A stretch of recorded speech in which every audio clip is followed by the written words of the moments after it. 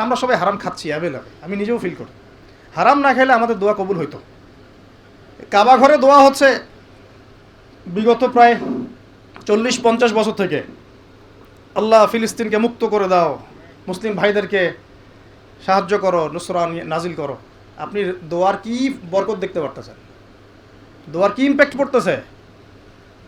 রিজিক হারাম, রিজিক অনেক সময় হারাম হয়ে যাচ্ছে আমাদের। এমনকি হজের মতো মৌসুমে, উমরার মতো মৌসুমে আমরা যে গোশতগুলো খাচ্ছি বাইরে, এগুলো যে কতটুকু আল্লাহর নামে জবাই করছে আল্লাহ ভালো জানে।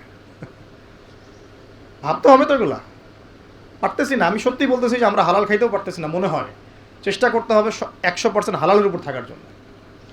যদি আল্লাহর নামে জবাই না করা হয় সেটা কি হালাল হবে? না। যদি আমার টাকার মধ্যে সুদ থাকে হালাল হবে? যদি আমার টাকার মধ্যে ঘুষ থাকে হালাল হবে? বাংলাদেশের লক্ষ লক্ষ মানুষ নামাজ পড়ে মসজিদে, ঘুষখোর।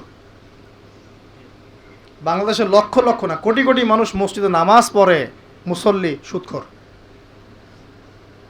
অনেক মসজিদ কমিটি আছে সুদখোর। ভাই আমার কথা বলতে কোনো ভয়ে কাজ করে না, আর আমি কারো পরোয়া করি না, সত্য কথা বলতে, এক আল্লাহ ছাড়া।